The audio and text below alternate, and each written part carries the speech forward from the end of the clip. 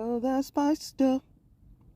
I'm trying to show you my study abroad memorabilia stuff that I have.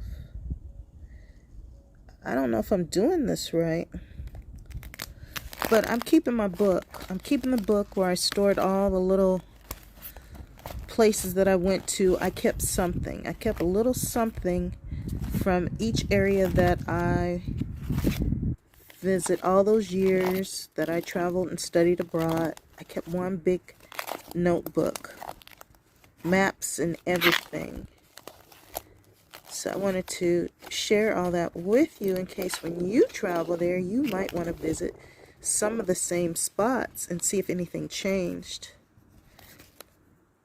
And I was the only chocolate drop on that study abroad for the first one, for the very first one. I had my bestie. I was trying to get her to go, and she was all in love with this boy. So after the semester was done, she went back home to be with him, and just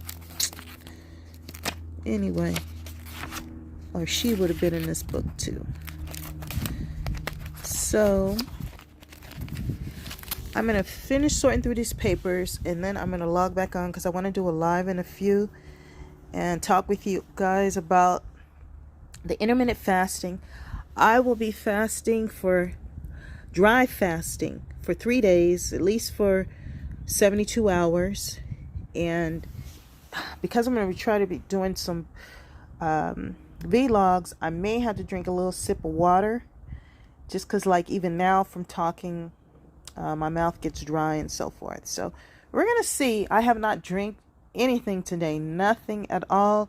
The only thing I did was shower, brush your teeth, and I was going to try to work out some, and then I forgot I had a meeting at 9 o'clock, so I had to rush out, and I'm still going to get my steps in. So that's one thing we're going to do today. We're going to work out outside, and I'm trying to go live with you guys so you can work out with me and, you know, try to get this weight loss community going together. So if you want to fast with me together, and I'm starting Monday, and if you need pep talk or something, hang in there type thing, you know, like you could do it. If you just want to start without eating like solid foods and just go with drinks and stuff, maybe that'll work better for some people. I don't really know what it is that the difficulties that a lot of people have at this point, because a lot of the people that were following me the first time when I started fasting, they're doing excellent. They've lost the weight, and it's like done and over with. So if there's new people coming in and they need help with the fasting, let me know. And I hope everyone's doing well. I did win $10 on our Scratch It ticket, so I'm passing that positive, happy energy on with you guys, and I hope everything is working out the same for you guys as it is for me. So I just wanted to log on and share that with you. I still have a wig here to wear. It's one of my favorites, the style, and I haven't really been anywhere to why it's still in its package and everything. I haven't cut it, I haven't done anything to it whatsoever. It's literally like just brand new still. So I plan on fixing up, and next month I know for sure there are a couple of events I wanted to go to that I would be fixing up. But like today they had the marathon, so I wanted to put together, I am putting together, I should say, the information about how I was able to complete a 26.2 mile marathon in Kona, Hawaii. And that's with a busy schedule. So what I would do, along with my walking, and I literally did fasting. I did fasting and stretches, and I worked on the treadmill, and I did that row machine too. So with the importance of the treadmill is that you can time it for that mileage, for that 26.2 miles and a little bit over, because you know after you do the marathon, you still got to get, at least when we were in Hawaii, we had to walk over to the bus and stuff. And I know that doesn't sound like much because the marathon's done once you finish, but your legs are like spaghetti for some people. So I always did like an extra little bit something when I did the mileage on the treadmill so that I could get through the day. As once I got off of the that little van, they had us on that little transporter thing to get us back to the hotel. You still got to walk down the little steps, and it's only like 2 or 3 steps. But trust me, if it's your first time doing a marathon, you're going to understand why I'm telling you to go that little extra mile, because you're going to need it as you're trying to get through the day after you complete the marathon. And once I completed the marathon, I took a bath in Epsom salt. So I did the saltwater bath, and I soaked in that literally like for the rest of that evening. I got like a little bite of something, but I really did not eat a lot because I had already been doing a little bit of fasting. I wasn't eating a lot. I was just taking bites of stuff. The closer we got to the marathon, the less that I started eating. So I would just do bites of stuff. I wouldn't overeat because you're trying to run. So that's why a lot of people throw up, because they literally eat like a full breakfast or something. And if they've never done a marathon I'm going to say tomorrow, it's today. But if they never did a marathon before, it can cause your body to react in a way where you start vomiting and stuff. So you got to be really careful when you decide to do that marathon for the first time. So I didn't eat a lot. And like I said, I sat there in that sodium bath, and it did get cold. You know, bath water does get cold after a while. But I kept kind of letting a little bit out and putting more warm water in it. But I was hurting so bad that the cold even felt good. When the water started getting cold, even that felt good to me. So if you've never did a marathon, I think that would help you a little bit. With the sea salt and stuff after you've run the marathon. I don't know what I got in my mouth just now. I hope it's not the cobwebs from the storage unit. But I haven't eaten anything or anything like that. So I'm just out here sorting through papers, getting rid of papers. And like I said, making room for the good stuff, the new stuff. And looking forward to all these events I have planned for the month. So I hope everyone is doing well. I haven't really heard much after that first set of people that I talked to when it comes to the weight loss. Everyone seems to have kept the weight off, and that's a plus. I'm really happy to hear that because it's something that you're in control of. So you didn't have to go to a doctor. You didn't have to you didn't have to take that expensive ass medicine.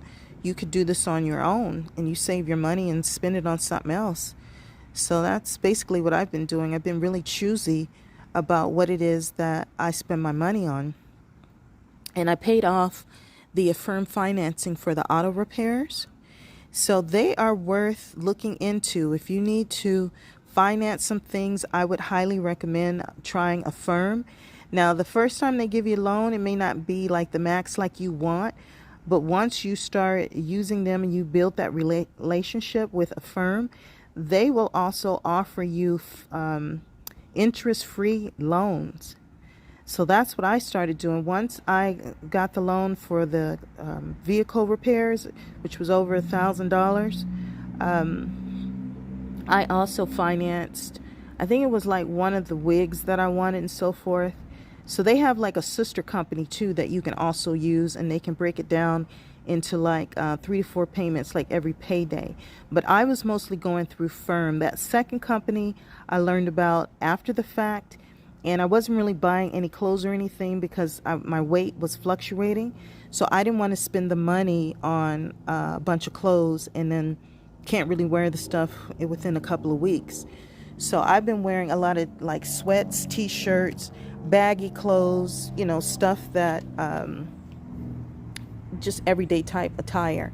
So I do like cargo pants, and I have a pair of those, and I have like a cotton pair of slacks, and then I have a dress in case I want to dress up or something like that.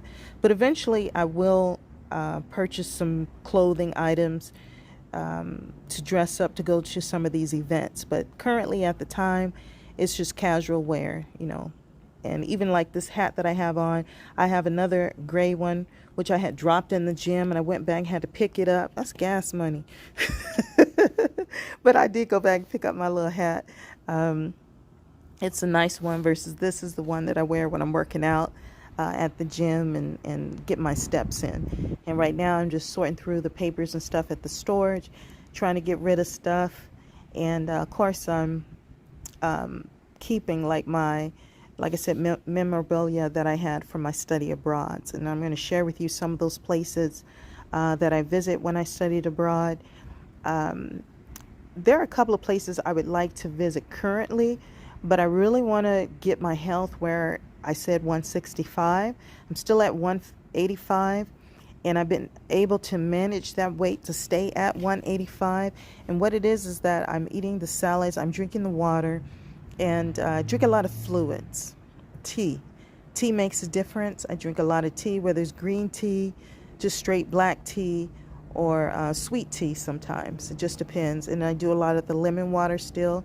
I know some people can't do that, but it works for me. So I'm just sharing with you what works for me, but you write in your journal what's going to work for you and your weight loss. And trust me, once you figure out how to start losing that weight and keeping that weight off, you're going to see a difference even with all your other goals that you set for yourself. You're going to notice that all of a sudden that stuff is easier for you to do, to accomplish your goals, because you can set your mind to something and accomplish whatever it is you set your mind to. And that's what I found with completing these goals, like a marathon. I always wanted to complete a marathon, and I was able to do that. So fasting and paying credit card debt or whatever comes easy to me, because I'm able to set a goal and keep to it and finish it, and then set more goals for myself. So I'm just sharing that with you because I know some people have difficulties even getting that monthly payment in. Like if you make that minimum payment every month, even though people say, oh, you are paying too much and you should be paying more and what have you to pay it off so you don't pay so much interest. But the main thing is you're just trying to keep that good pay history. And that good pay history is what helps you when you want to get some loans in the future and it's an emergency or something and your vehicle needs some repairs. And that was the situation I was in, is that my, first person I paid, he put water. Sorry about the noise. He put water in the radiator. And didn't tell me that he put water in it. You know how people act like, oh yeah, it's fine now. Your Jeep is really nice, and trying to butter me up and stuff. It's like, did you fix the vehicle? And obviously they didn't. And at that time it was during the pandemic, so it wasn't a lot of options. And I would have went to like Walmart if it had been open, just because that would have been a name brand that I would have trusted. So it kind of sucked that happened. So I was happy to get that extra money, because I had got gypped out of my money. So being able to finance when you need it comes in handy, and Affirm has been that for me. And I would say check it out. There are other companies out there, but I was going to list some of the other ones, but I don't have as much of a relationship with them as I do with Affirm. And my credit union, I would have recommended them, but they changed the name of that credit union, so I wouldn't necessarily recommend them at this time. But overall, everything's going pretty good. I'm able to stay on top of my goals and, let you guys know what's going on too, just in case you've had a similar experience and you need assistance. And that's one way that you can get it. Now, they also give you like a credit card with Affirm. So you just tell them the amount of money that you need and so forth, and where you're spending the money, and they can do it that way too. I mean, there's a lot of options with them.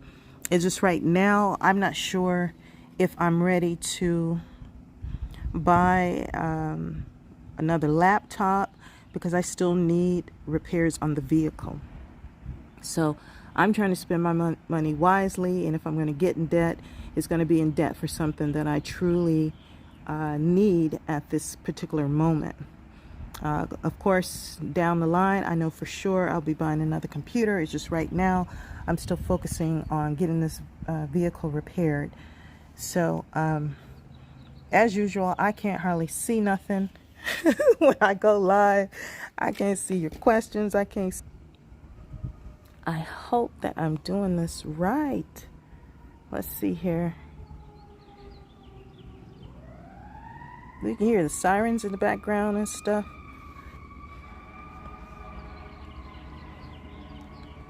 I'm going to wait till they pass. So I don't see any questions or anything. Maybe if I pull it to the side. No. Pull her. That's the street. You can see that. So I don't see... I don't see any comments or anything to reply to. So every Sunday I'm going to go live, and if you have any questions, anything you want to chat about or talk about, we can do that. And I'm going to go ahead and try to wrap this up. And it's only been 15 minutes, 16 minutes. So I will chat with you guys again next Sunday. And I think that's going to be it for now, because I still am trying to figure out how to go live and do this right for you guys. I don't see the comments section. I wonder why I don't see the comments section. That is weird. So I click off that, cancel that. Oh, that just takes a picture. I don't see. And I've been trying to improve my editing skills. I took a class with Chris on like gathering information and trying to present it, you know, in a particular way. So I've been working on that because there's a lot of stuff I want to present to you guys just about my family. And some of my family members are well known, like they were performers and stuff, and they're classifying them as African American, and they were actually natives. And some of the natives, especially with dark skin and were black, were enslaved. And they even had white people that were enslaved.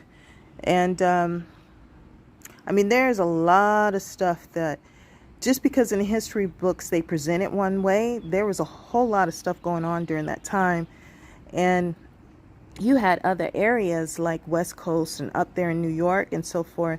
And my family members were spread all over. They were, like I said, the Davises had their own ships, and they would trade with Russia. They weren't in the they weren't violating human rights.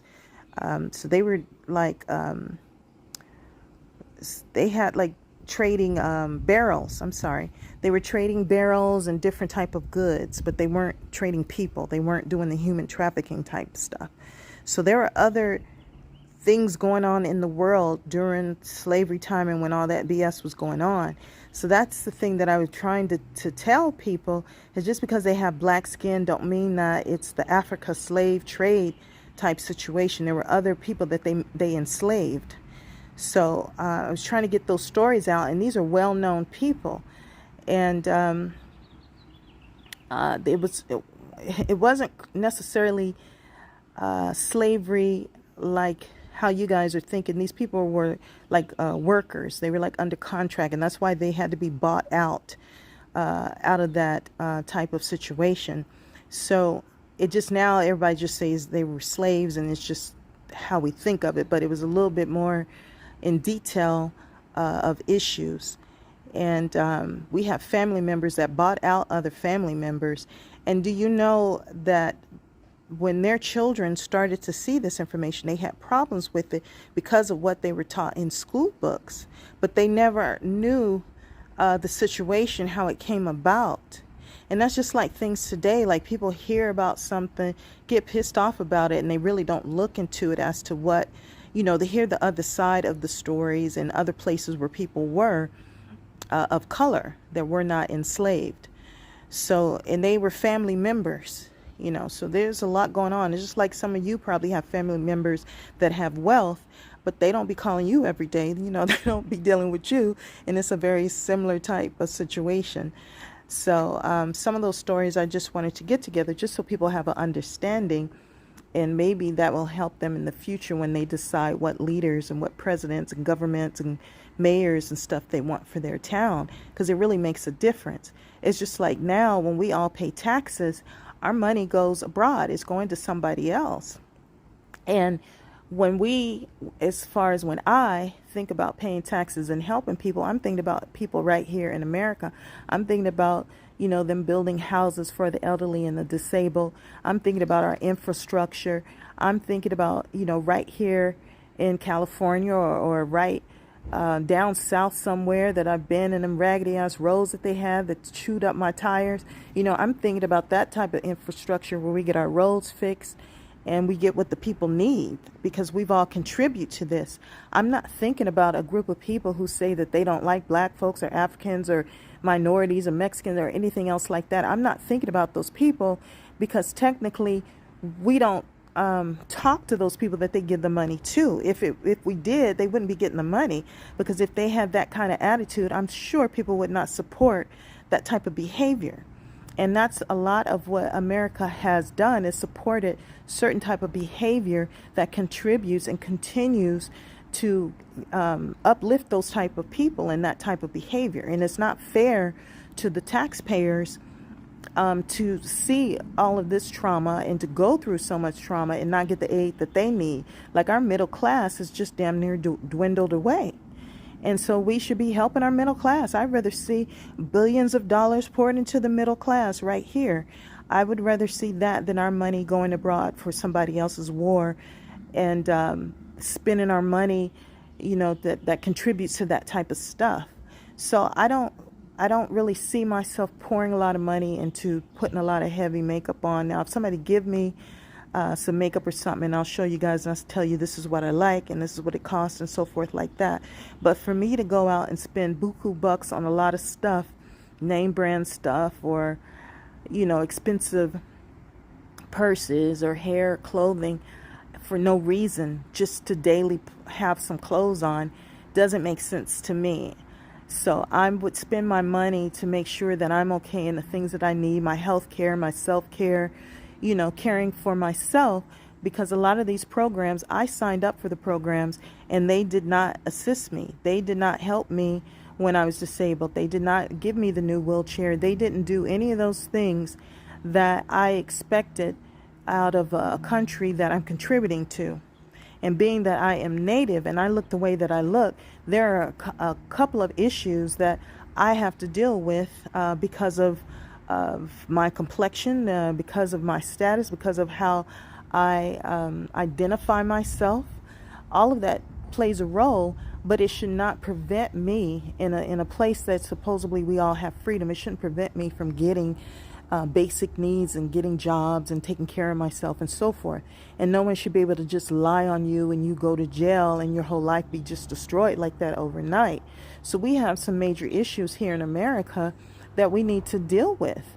And they've made a lot of money off of racism, and it's just about time that they start really using their mind and their money and clean their behind, clean that shit up. I mean, it stinks, it's bad, it's horrible, and they keep taking the money from the people who were here.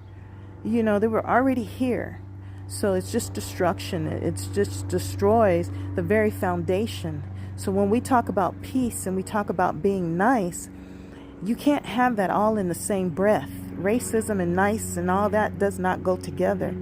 It not here, at least. I mean, you could go somewhere else, but if you notice, all that stuff, they send it here, and we help with the craziness. We help with the wars in places that we shouldn't be in. We should not be, because most of us know if you take one of those little genealogy tests, DNA test, blood sample, or whatever else, you're going to see that most of you are mixed. There is no race. We are all a mixed culture type people, and they keep bringing people in. So that's not going to change anytime soon. And just because your skin is light or white does not make you white per se. because I have a lot of family members that are light with white, blue eyes, green eyes, and you name it, straight hair, curly hair, nappy hair. All of that is still, if you look back in their genealogy, if you look back in their DNA, you're going to see the mixture. You're going to see all that. And we've already proven where humanity and so forth has started for the general population of people.